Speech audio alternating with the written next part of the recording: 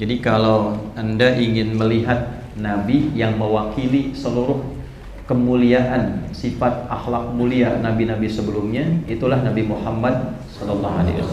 Nabi Ibrahim, Nabi Ismail, keduanya berdoa di samping Ka'bah, memohon pada Allah Subhanahu wa Ta'ala 4 kemuliaan bagi Nabi terakhir yang akan lahir dan dimohonkan lahirnya dekat Ka'bah. Doa ini nanti diabadikan di Quran surah kedua Al-Baqarah di ayat 129.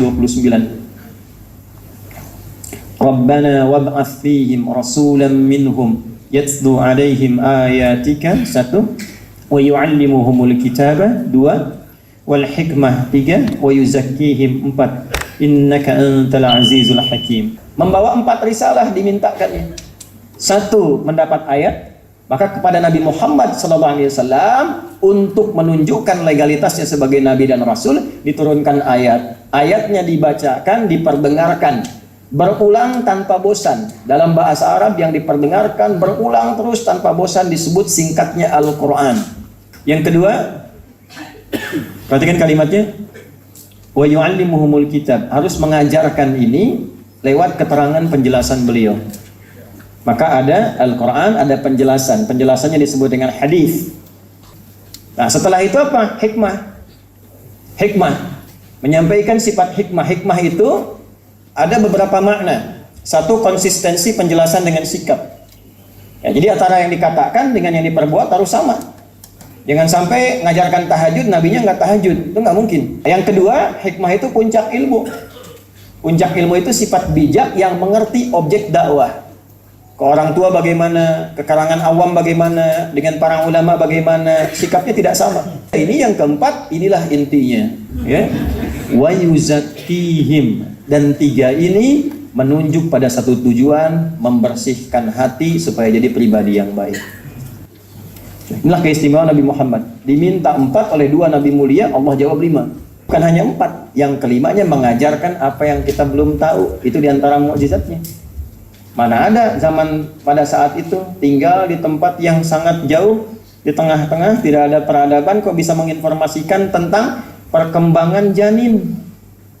Ya, di dalam perut seorang ibu, di dalam rahim. Ya, di surah ke-22 ayat 5 itu kan dijelaskan. Ya, kemudian dirinci di surat Al-Mu'minun bagaimana keadaan ya, janin itu berkembang dan sebagainya. Itu bagaimana bisa menjelaskan itu? Ya, nanti Romawi akan dikalahkan. Alif Lam Mim ghulibatir Rum. Romawi akan kalah, perangnya belum kejadian. Kan sesuatu yang tidak mungkin, belum terjadi sudah diisyaratkan. Wa yu'allimukum ma lam takunu ta'lamun. 5. Bismillahirrahmanirrahim. Assalamualaikum warahmatullahi wabarakatuh. Assalamualaikum warahmatullahi wabarakatuh.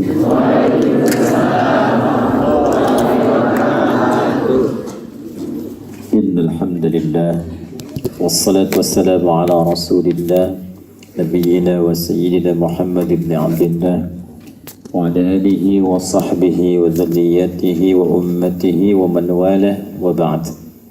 Jemaah sekalian, alhamdulillah, semoga pagi ini kita semua diberkahi oleh Allah Subhanahu wa Ta'ala.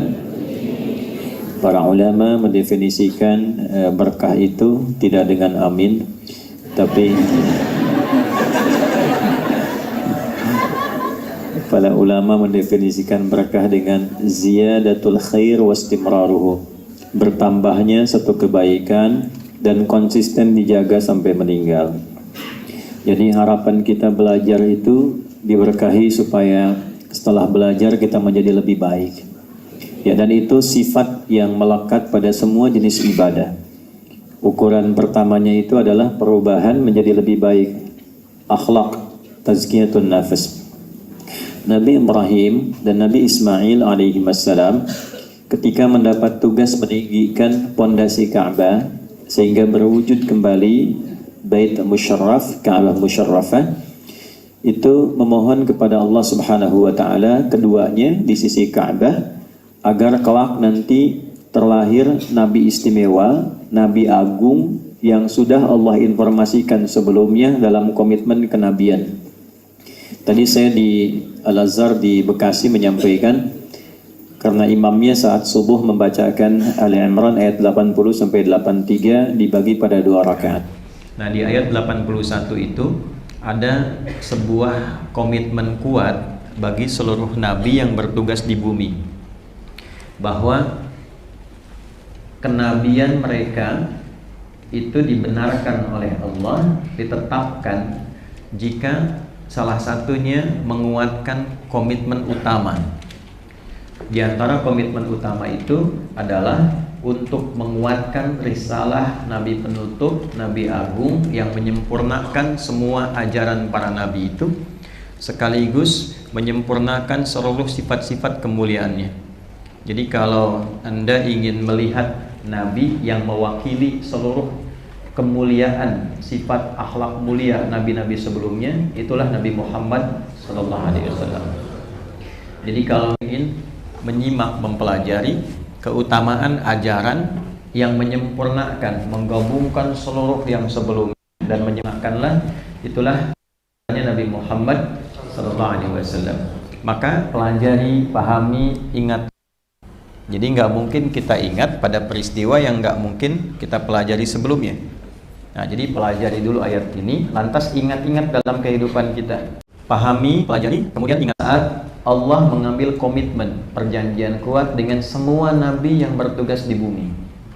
Ya, seluruh nabi namanya nabiin. Kalau bilangannya jamak tapi terbatas, yaitu anbiya namanya. Karena mengisahkan tentang nabi-nabi tertentu walau tidak semua nabi.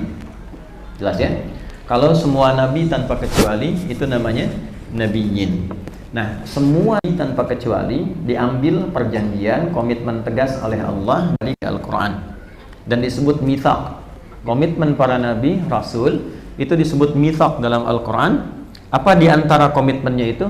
Yang paling pokok adalah lama ataitukum min kitab, ketika engkau dilantik jadi nabi dan diberikan kitab. Di pembedanya seorang nabi punya wahyu. Jelas ya? Mesti ada wahyunya itu. Yang kedua hikmah. Nanti penjelas dari wahyu itu dalam bentuk ilmu dan perilaku. Ya, kesesuaian antara ucapan dengan tindakan. Al-isabatu fil aqwal wal af'al wa wad'u kulli syai'in fi mahalli. Itu hikmah. Baik ya. Nanti setelah itu apa perjanjiannya?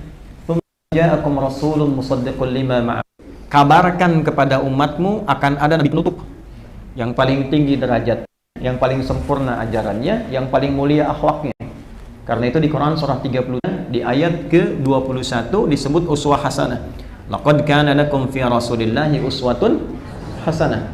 Di surat Al-An'am langsung dilekatkan sifat mulia akhlaknya. Wa innaka la'ala khuluqin 'azim, ya. Nah, maka dari itu kalau nanti disampaikan pada umat, semua nabi berkewajiban menyampaikan pada umatnya akan datang nabi penutup, ya, nabi hebat dan sebagainya. Itulah yang menjadikan masa lalu sebelum kedatangan Nabi Muhammad itu menunggu-nunggu Nabi Muhammad. Menunggu-nunggu itu. Ya, diviralkan di Al-Quran sifat mereka di surah Al-Baqarah, sejak Al-Baqarah. Dari ayat misalnya 89. Jadi di kitab mereka itu sudah disampaikan. Nanti akan ada Nabi penutup, cirinya begini. Spesifik.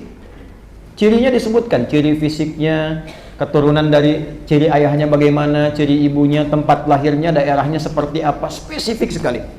Sehingga mereka disifati diantaranya di Al-Baqarah ayat 146 itu sebagai orang yang kenal Nabi seperti kenal anaknya sendiri. Ya, alladzina atainahumul kitaba ya'rifunahu kama ya'rifuna abna'ahum. Orang-orang yang pernah dapat kitab diterangkan dari nabinya itu pasti kenal Nabi Muhammad seperti kenal anaknya sendiri. Ibu kan nggak mungkin pulang ke rumah bawa anak orang, ya kan? Ibu kenal anak ibu kan, bapak kenal anak bapak. Itu mereka kenal Nabi seperti kenal anaknya sendiri. Itu yang menjadikan mereka berangkat ke utara di bagian Madinah, daerah paling subur, sebetulnya untuk menunggu Nabi Muhammad jauh sebelum kedatangannya. Jadi ya, ini saking utamanya beliau. Jadi kalau ada nabi-nabi lain bagus, utama, Nabi Muhammad lebih utama. Dan berbahagialah kita termasuk orang yang dipilih oleh Allah Subhanahu wa taala menjadi umat Muhammad sallallahu alaihi wasallam.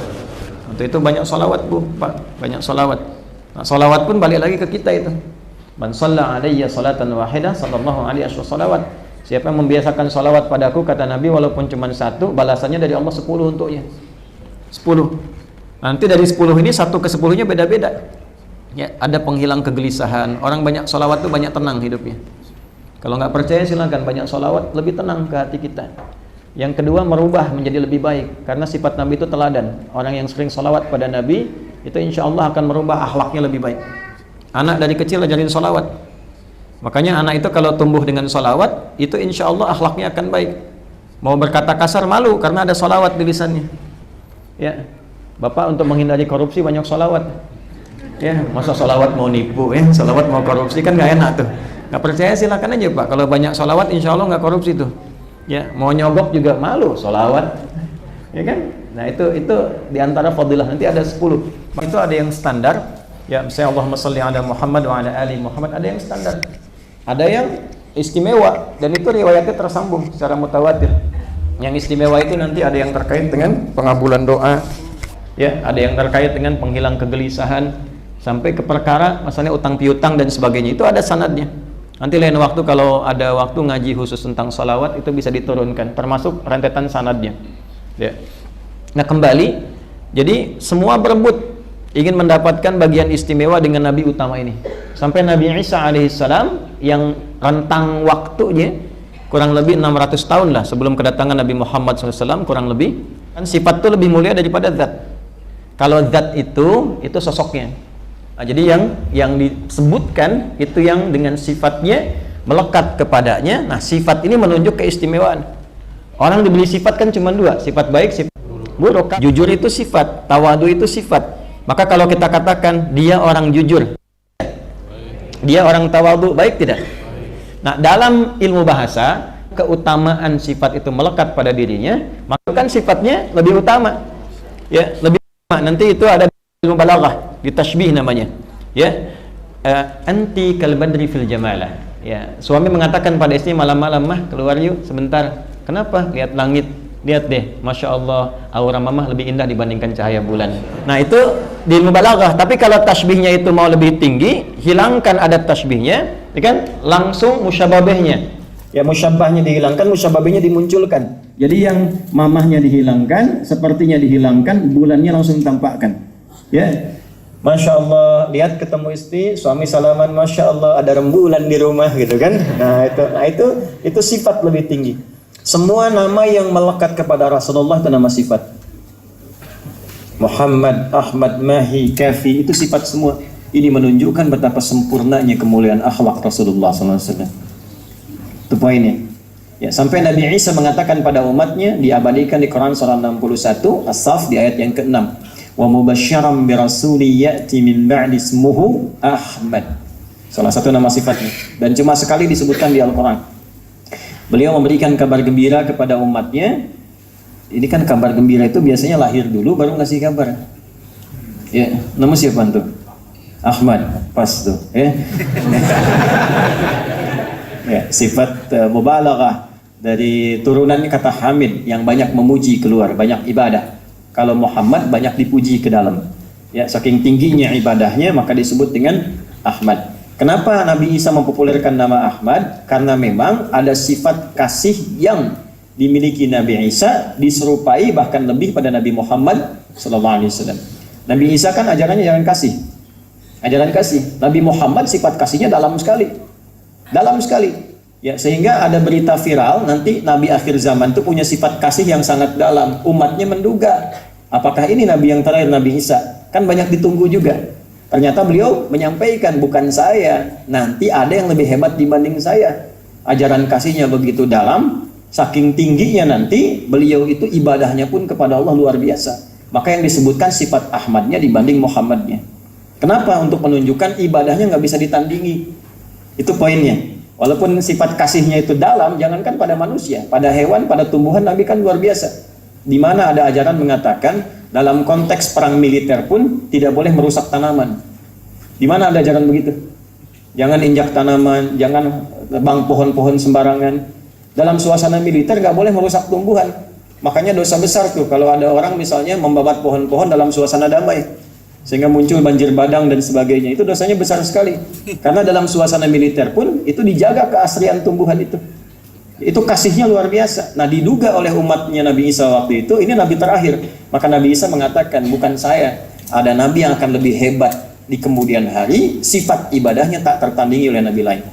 Itu dibuktikan dalam perjalanan sejarah. Kemudian ditampilkan di Al-Bukhari nomor hadis di 2010 ya, dari Sayyidah Aisyah radhiyallahu taala anha ketika dikonfirmasi Nabi Muhammad SAW bagaimana salat malamnya itu sampai rakaat pertamanya terlihat kakinya sudah bengkak-bengkak, dan ketika ditanya kepada beliau lima hakadha wa kama qalat, beliau jawab dengan ringannya, afala akunu 'abdan syakura, apa enggak boleh aku menjadi hamba yang bersyukur.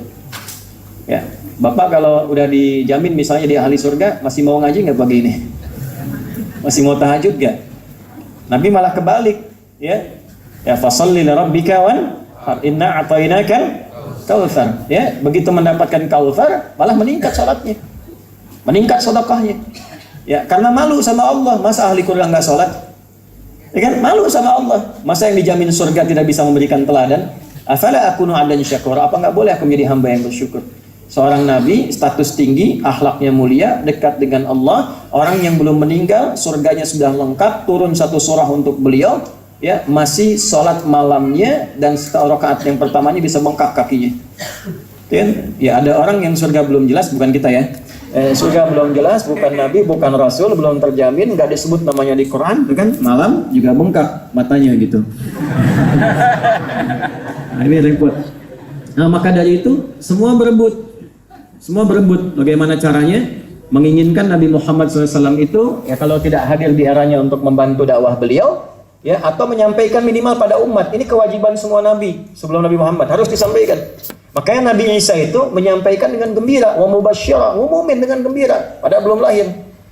Ini Pak Ahmad misalnya, ya, nyampaikan ke masyarakat, alhamdulillah Bapak Ibu sekalian, alhamdulillah lahir anak-anak kami, ya, Husain lahir, ya kan? Kapan lahirnya Pak? Entar 6 tahun lagi, ya kan? Nah, Bapak Ibu ketawa kan? Karena nggak normal. Nggak normal. Nabi Muhammad lahir 600 tahun belum lahir, nabinya sudah gembira ngumumin. Dan umatnya nerima. Jadi kalau ada umatnya yang tidak nerima, bukan umat nabinya tuh. Ya kan? Ya, Nabi Isa nyampaikan, Yesus sampaikan ke murid-muridnya, ke umatnya, nyampe akan ada nabi penutup setelah saya. Sifatnya begini, cirinya begini, ditunggu oleh umatnya pada masa itu tuh. Itu gembira menyampaikannya. Karena itu balik ke Nabi Ibrahim, Nabi Ismail. Nah, keduanya berdoa di samping Ka'bah, memohon pada Allah Subhanahu wa Ta'ala 4 kemuliaan bagi Nabi terakhir yang akan lahir, dan dimohonkan lahirnya dekat Ka'bah. Karena disebutkan istimewa, nabinya mulia, maka tempat lahirnya pun minta sama Allah supaya lahirnya dekat tempat yang paling mulia di lokasi itu, dan dikabulkan oleh Allah. Satu-satunya nabi yang lahir dekat Ka'bah itu Nabi Muhammad SAW. Ya, di area dekat situ. Kalau kita ada istana kan di samping Istana Raja, yang samping Jabal Qubais itu sampingnya. Ya. Nah, ini kondisinya Bapak Ibu sekalian. Lalu didoakanlah 4 hal. Ini kaitan dengan pengantar saya tadi. Doa ini nanti diabadikan di Quran surah kedua Al-Baqarah di ayat 129. Rabbana wab'ats fihim rasulan minhum yatlu 'alaihim ayatika 1 wa yu'allimuhumul kitaba 2 wal hikmah 3 wa yuzakkihim 4 innaka antal azizul hakim. 4 permohonan. Ya Allah, mohon nanti utus seorang rasul yang mulia itu, yang agung itu, diutus lahirnya di daerah sini, dekat Ka'bah sini, dari kalangan orang-orang yang berkehidupan di sini, dekat Ka'bah yang mulia. Jadi waktunya mulia, hari Senin. Ya kan? Kalau belajar lebih dalam lagi nanti lebih agak dalam, ada kitabnya khusus. Al-Ahad lillah, Yaumul Ahad itu hari kembali kepada Al-Ahad, lillah, pada Allah. Ya, Al-Isnin itu lahirnya untuk para nabi. Thulatsa para ulama, warasatul anbiya. Ya, tapi kitabnya agak dalam ini. Ya, makanya yang terpilih lahir di hari Senin Nabi Muhammad SAW. Dan di situ ada sunnah puasa. Ketika ditanya, ya Rasulullah, kenapa Anda puasa? Hadza yauma wulidtu, ini hari lahir saya. Ya, jadi ketika kemudian beliau terlahir, lahirnya tepat seperti doanya Nabi Ibrahim dan Nabi Ismail alaihi wassalam di lokasi itu. Ya, dekat area sekitaran Ka'bah. Membawa 4 risalah dimintakannya. 1, mendapat ayat. Itulah sebabnya kenapa seluruh isi Al-Quran disebut ayat. Coba lihat. Al-Fatihah berapa ayat? 7. Al-Baqarah 286. Isinya ayat semua kan? Nah, ayat itu artinya tanda yang membenarkan sebagai utusan dari Allah sekaligus menjadikan orang yang mengikutinya dekat dengan Allah. Jadi tanda itu banyak dalam bahasa Arab. Alamat itu bahasa Arab. Tanda yang mendekatkan pada tujuan. Di mana alamatnya Masjid An-Nur. Nah, dengan tahu alamat itu semakin mudah ke tujuan. Ada tanda untuk membedakan objek. Ya, namanya ismun. Dari kata wasmun asalnya. Ya, ismun itu kenapa disebut nama? Karena dengan nama ada pembeda antara satu dengan yang lainnya. Ya, apa yang membedakan rumah dengan masjid? Namanya. Selain objeknya. Kalau nggak kelihatan objeknya, nggak ada nama kan nggak ketahuan. Masjid An-Nur, ya kan? Kan? Itu rumah misalnya kan, fulan. Disebut rumah, disebut masjid untuk membedakan objek, termasuk nama kita.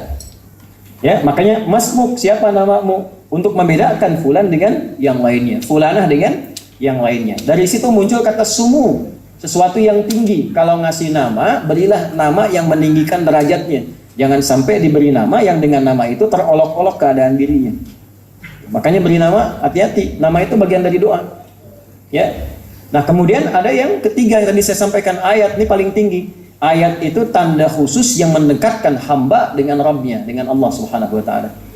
Itulah sebabnya kenapa isi Al-Quran disebut dengan ayat, karena setiap kali kita baca Al-Quran, kita merasa lebih dekat dengan Allah. Itu yang dimaksud Quran surah Al-Anfal ayat yang kedua. Innamal mu'minuna alladzina idza dzukirallahu wajilat qulubuhum wa idza tuliyat alaihim ayatuhu. Lihat, ayatuhu zadatuhum imana wa ala rabbihim yatawakkalun. Ciri insan beriman itu sederhana. Ikut panggilan Allah. Ciri pertama salat. Standar iman itu salat. Karena itu salat satu-satunya amalan yang disebut iman dalam Al-Quran. Disebut iman. Di Al-Baqarah ayat 143. Wa ma kana Allahu liyudhi'a imanakum. Iman pertama diletakkan dengan salat. Alladzina yu'minuna bil ghaibi wa yuqimunas. Artinya pembeda orang beriman dengan belum beriman pada salatnya.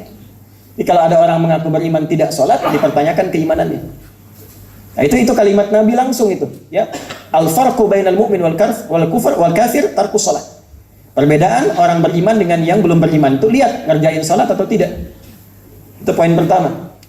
Ya, setelah itu ini yang paling menariknya, ya, Bapak dan Ibu, teman-teman semuanya, saya kembali kepada ayatnya. Rabbana wab'ats fihim rasulan minhum yatlu 'alaihim ayatika. Ayat harus ada ayat untuk melegalkan. Status wahyunya apa? Status nabinya apa yang melegalkan? Ada wahyu. Wahyunya bentuknya apa? Ayat. Maka kepada Nabi Muhammad SAW untuk menunjukkan legalitasnya sebagai nabi dan rasul diturunkan ayat. Ayatnya dibacakan, diperdengarkan, berulang tanpa bosan. Dalam bahasa Arab yang diperdengarkan berulang terus tanpa bosan disebut singkatnya Al-Quran. Ya, dibacakan, diperdengarkan. Qiraah itu baca.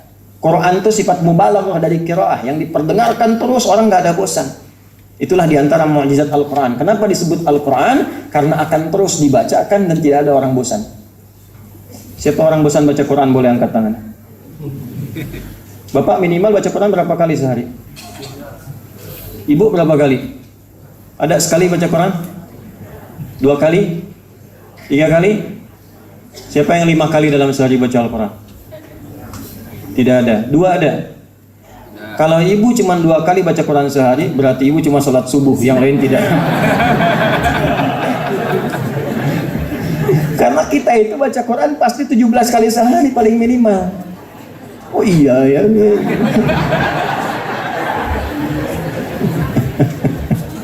Al-Fatihah itu Quran bukan? Al-Quran. Intinya Al-Quran, Al-Fatihah itu Ummul Kitab, Sabul Matani. Diulang-ulang 17 kali sehari, Anda bayangin. Ya, 2, 4, 4, 3, 4 kan itu rumusnya kan? 2 subuh, 4 zuhur, 4 asar, 3 maghrib, 4 isya. Kecuali kayak tadi ibu 2 kali aja gitu kan, berarti subuh aja tuh. Ya. 17 kali. Ada nggak orang baca-bacaan sehari 17 kali? Dan nggak pernah bosan. Silahkan baca buku apapun yang paling viral sekalipun, silahkan Anda baca 17 kali sehari. Baru 3 kali udah bosan. Saya belum pernah ada orang pertanyaan nih, baru datang udah pertanyaan nih. Masalah orang nih. Masalah orang. Nah, itulah nasibnya Ustaz begitu. Jadi Masya Allah 17 kali, silakan suruh baca. Belum tentu itu. Dan belum ada orang yang datang dengan mengatakan saya pusing Ustaz. Kenapa? Fatihah. 17 kali saya baca pusing saya. Antum dari mulai balik sampai sekarang berapa ratus ribu kali baca nggak ada. Itulah Al-Quran. Jadi seorang nabi itu mesti ada wahyunya. Nggak bisa cuma dengan mengklaim saya barusan video call dengan malaikat, nggak bisa. Nggak bisa. Jadi harus memang ada penjelas. Makanya di dalam kitab hadis yang pertama dibuat oleh Imam Al-Bukhari, topiknya kitab Bad'ul Wahyi, untuk menunjukkan bagaimana nabi yang benar, utusan yang benar, atau pengajar yang benar yang tersambung sanadnya ke nabi, seperti ini jalannya. Itu gambarannya. Yang kedua, perhatikan kalimatnya, wa yu'allimuhumul kitab, harus mengajarkan ini lewat keterangan penjelasan beliau. Maka ada Al-Quran, ada penjelasan. Penjelasannya disebut dengan hadis, untuk membedakan dengan sifat Quran qadim. Al-Quran qadim, Al-Quran laisa bimakhluqin. Al-Quran bukan makhluk. Jelas? Al-Quran kalamullah, firman Allah. Nah, kalimat Nabi yang menjelaskan hadis. Ya, kalau hadis bermakna jadid, sesuatu yang disampaikan, penjelasan dari Nabi sallallahu alaihi wasallam. Kan? Ma usnida ila Nabi sallallahu alaihi wasallam min qaulin aw fi'lin aw taqririn aw sifatin khalqiyatin aw ghairi khalqiyatin. Itu definisi ilmu hadisnya. Itu pun nanti harus diriset lagi, benar nggak kata-kata Nabi? Tahu dari mana? Maka ada ilmu khusus namanya sanad. Disebut dari Nabi, ditinjau dulu, dicek dulu, diteliti dulu. Maka 5 syaratnya ya untuk diterima. Mattasala isnaduhu binaqdil adlid dhabiti 'anil adlid dhabiti min ghairi syudzudin wala 'illatin qadihah. Harus nyambung sanadnya. Benar nggak ada orangnya? Ada nggak? Misal ada hadis Nabi, khairukum man ta'allamal Qur'ana wa 'allama. Dari mana tahu itu hadis? Oh, karena ada di Al-Bukhari. Betul ada, betul. Di mana? Nomor hadis 5027. Al-Bukhari nggak pernah ketemu Nabi. Bagaimana memastikannya dari Nabi? Oh, Al-Bukhari mengambil dari Hajjaj bin Minhal. Hajjaj bin Minhal mengambil dari Syu'bah. Syu'bah mengambil dari Alqamah bin Marthad. Alqamah bin Marthad mengambil dari Sa'ad bin Ubaidah. Sa'ad bin Ubaidah mengambil dari Abu Abdurrahman As-Sulami. Abu Abdurrahman As-Sulami mengambil dari Uthman bin Affan radhiyallahu ta'ala anhu. Uthman bin Affan radhiyallahu ta'ala anhu mengambil dari Nabi sallallahu alaihi wasallam. Nah, itulah sanad. Jadi nggak sembarangan, tiba-tiba hadis Nabi misalnya tidak ada runtutan. Nah, itu belajarnya pun ulama itu tidak mudah. Kaji 1 kitab, 2 kitab, 3 kitab, 10 kitab, 20 kitab, 100 kitab, lihat nyampe. Ilmunya turun lagi. Nah, setelah itu apa? Hikmah. Menyampaikan sifat hikmah. Hikmah itu ada beberapa makna. 1, konsistensi penjelasan dengan sikap. Ya, jadi antara yang dikatakan dengan yang diperbuat harus sama. Jangan sampai ngajarkan tahajud, nabinya nggak tahajud, itu nggak mungkin. Ya, ulama warasatul anbiya juga begitu. Ngajarkan muridnya tahajud, dianya tahajud. Ngajarkan muridnya dekat dengan Quran, dianya baca Al-Quran. Nah, itu hikmah. Nah, yang kedua, hikmah itu puncak ilmu. Puncak ilmu itu sifat bijak yang mengerti objek dakwah. Ke orang tua bagaimana, ke kalangan awam bagaimana, dengan para ulama bagaimana, sikapnya tidak sama. Nah, dari 3 ini yang keempat, inilah intinya. Jadi saya nerangkan kurang lebih hampir 15 menit, ingin mengembalikan ke pembukaan kita tadi yang berkah yang kata Ibu Amin tadi itu. Ya. Wa yuzakkihim, dan 3 ini menunjuk pada satu tujuan, membersihkan hati supaya jadi pribadi yang baik. Karena intinya di sini, Bu, Pak, kalau ini baik, semua bagian tubuh kita baik. Idza salahat salahal jasadu kullu wa idza fasadat fasadal jasadu kullu ala wa hiyal qalbu. Jadi di sini di dalam jiwa kita. Nah, itulah sebabnya disebut dengan tazkiyatun nafas, bagaimana membersihkan sifat-sifat buruk dalam sini. Sebab bagi tubuh kita itu, bagian luar ini, itu bagaimana hatinya. Ya, marah itu kan mata melotot, mulut mulai mengacau, tangan bersikap kasar karena suasana hati. Ya kan, karena ada sifat iri keluar ekspresi yang tidak bagus.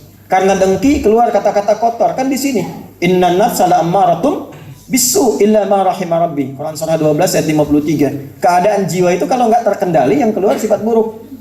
Nah, tugas Nabi mengajarkan lewat Quran, lewat hadis dengan hikmah memperbaiki hati. Kalau sudah hatinya bagus, akhlak keluar. Akhlak itulah identitas kita sebagai makhluk. Penciptanya Allah disebut Khaliq. Quran surah 15 ayat ke-28, inni khaliqun basyara. Kita yang tercipta sebagai makhluk, sifat bawaan penciptaan kita namanya akhlak. Supaya akhlak keluar, harus digali lewat apa? Lewat ibadah. Dalilnya apa? Al-Quran. Caranya apa? Hadis. Prakteknya apa? Sunnah. Jalannya bagaimana? hikmah. Lahirnya apa? Akhlak. Nah, saking pentingnya ini didahulukan jawabannya. Jadi begitu Nabi Ibrahim, Nabi Ismail itu berdoa, dijawab kemudian di era Nabi Muhammad dilahirkan. Ini dahsyatnya Nabi Muhammad. Tadi minta berapa Nabi Ibrahim, Nabi Ismail? 4. Jawabannya 5, Bu. Inilah keistimewaan Nabi Muhammad. Diminta 4 oleh 2 Nabi mulia, Allah jawab 5. Ada lagi yang begini, Nabi lain minta dikasih, Nabi Muhammad gak minta diberi. Kenal Nabi Musa, Bu? Ayo bilang kenal. Nabi Musa itu minta sama Allah sebelum ke Fir'aun, berdoa supaya dilancarkan lisannya, dilapangkan hatinya. Maka beliau berdoa di surat Taha, Rabbi shrahli wa yassirli amri wahlul 'uqdatam yafqahu. Perhatikan, Rabbi shrahli sadri. Beliau minta dikabulkan. Nabi Muhammad gak minta, turun ayat, alam nashrah laka sadrak. Sempurna kalimatnya. Rabbi shrahli, alam nashrah sadri laka sadrak. Minta wa yassirli, Nabi Muhammad walu yassiruka lil yusra. Nabi Muhammad SAW. Nabi Ibrahim, Nabi Ismail alaihi wassalam berdoa minta 4, Allah menyempurnakan, jawab 5. Al-Baqarah 129, jawabannya Al-Baqarah 151. Perhatikan jawabannya. Permintaannya Rabbana wab'ats fihim rasulan minhum. Dijawab kama arsalna fikum rasulan minkum. Rabbana wab'ats fihim rasulan minhum kama arsalna fikum rasulan minkum. Yatlu alaihim ayatika, yatlu alaihim ayatina. Ya kan? Wa yu'allimuhumul kitab. Tidak? Didahulukan tazkiyah, dikedepankan saking pentingnya tazkiyah. Wa yuzakkihim. Coba lihat jawabannya. 5. Kama arsalna fikum rasulan minkum yatlu alaikum ayatina wa yuzakkikum. Yang urutan 4 dari doa-doa Nabi tadi didahulukan. Kedua setelah Al-Quran. Wa yu'allimukumul kitaba 3, wal hikmah 4, 5. Wa yu'allimukum ma lam takunu ta'lamun. Jadi bukan hanya 4, yang kelimanya mengajarkan apa yang kita belum tahu. Itu diantara mukjizatnya. Mana ada zaman pada saat itu tinggal di tempat yang sangat jauh, di tengah-tengah, tidak ada peradaban, kok bisa menginformasikan tentang perkembangan janin. Ya, di dalam perut seorang ibu, di dalam rahim. Ya, di surah ke-22 ayat 5 itu kan dijelaskan. Ya, kemudian dirinci di surat Al-Mu'minun bagaimana keadaan ya, janin itu berkembang dan sebagainya. Itu bagaimana bisa menjelaskan itu? Ya, nanti Romawi akan dikalahkan. Alif lam mim ghulibatir Rum. Romawi akan kalah, perangnya belum kejadian. Kan sesuatu yang tidak mungkin, belum terjadi sudah diisyaratkan. Wa yu'allimukum ma lam takunu ta'lamun. 5. Tapi poin saya adalah dari 4 yang dimohonkan itu, tazkiyah dimohonkan nomor 4 oleh Nabi Ibrahim dan Nabi Ismail, oleh Allah dimajukan nomor 2 setelah Al-Quran. Yatlu alaikum ayatina wa yuzakkikum. Ingin memberikan kesan bahwa sebaik-baiknya orang ngaji, seistimewa-istimewa orang ngaji itu bukan yang hafalannya paling banyak, bukan yang bacaannya paling merdu, tapi bagaimana yang dibaca itu merubah dirinya menjadi lebih baik. Itu maksudnya. Nah, ini nanti ditafsir di Quran surah 35 Fatir di ayat ke-32. Thumma awrafnal kitaba alladhina istafayna min ibadina faminhum zalimun li nafsi wa minhum muqtasid wa minhum sadiqun bil khairati biiznillah dzalika huwal fadlul kabir. Anugerah terbesar ahli Quran itu bukan saat hafal 30 juz dengan hafalan yang mutqin, bacaannya bagus, atau yang ngaji yang ustadznya istimewa, jemaahnya bagus, banyak dan sebagainya, bukan itu. Yang istimewa itu adalah yang setiap ayat dikaji bisa merubah orangnya menjadi lebih baik dari sebelumnya.